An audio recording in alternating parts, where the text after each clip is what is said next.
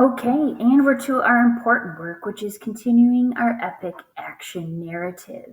Yesterday, we went through a series of steps to lead us to a great story. And we generated some ideas. We tossed them around. We thought about places maybe we grew up, or injuries, or things that happened in sporting events, or with cousins, or with buddies. And then we chose our best idea, the story you really felt like telling. You made an arm pillow, you closed your eyes, you played it like a movie in your mind, recalling all of those fascinating details, the sights, the sounds, the inner thoughts you had, some of the actions you took, like the shivers racing up your spine, all of that. They became real again, enabling you to storytell this with a crewmate. Okay? So yesterday we wanted to come up with a list of power verbs that are really going to drive our writing. So if you haven't done that yet, let's make sure that's there, because that's going to be one of the leading components on this rubric. Power verbs. What are some of the most impressive and important things that are going to drive the action in your piece? So if you go back to the post, you see that we have action verbs and adverbs. And if you click on that little document, transition words, we use those in essays, but scroll and roll down and you'll find some words for movement. On the left, fast, smacking, smashing, snapping, swiping, swooping, frisking, galloping. Okay, whatever fits your moment, all right? The slow moves, right? You're just etching, swaying, swaggering, strolling, okay? And then continue down. There's awesome ones for you're climbing, you're escalating, you're clambering, you're ascending, right? Maybe you're getting chased by this dog and he's charging you, he's bombarding you, and so you're scaling this fence, right? And you're whatever. They're all over. You can continue down and you'll find some amazing verbs like destroying something, right? Eradicating, demolishing, decimating. These are fun. So I want you to spend a little bit of time choosing some epic verbs. If you already did that work yesterday, add some more today. And then step 2 is your action narrative needs a strong lead. When I look at the rubric, power verbs and a strong lead are 2 of the 4 components. We don't have to come up with our lead out of thin air. We are going to emulate our guy, John Skiska. Of all the epic Skiska brother memories, I believe it was a family car trip that gave us our finest moment of brotherhood. What do you got? Of all the Prentice memories, I believe it was the paintballing fiasco that gave us our finest moment of adventure. Of all the things that went down on Hendrick Road, I believe it was the night of playing spot and the abandoned lot that gave us our finest moment of terror. And then you continue your story.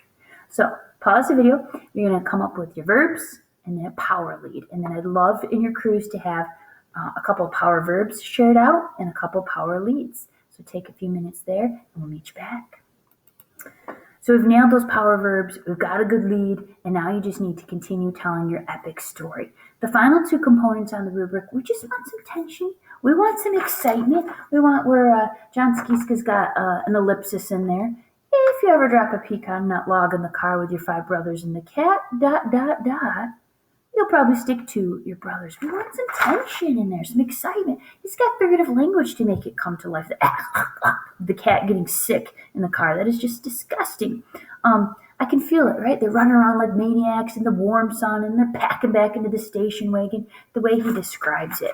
The gagging, the yelling, the laughing, the hanging out of the puke wagon, and yelling in group puke horror. The show versus tell. I feel like I'm there.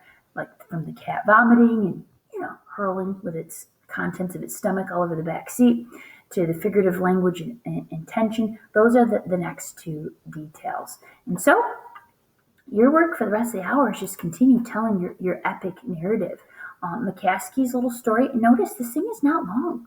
We're just looking for a few paragraphs here. This is the entirety of her piece. John Skiska, it was a mere couple of paragraphs. That's it, a page of writing.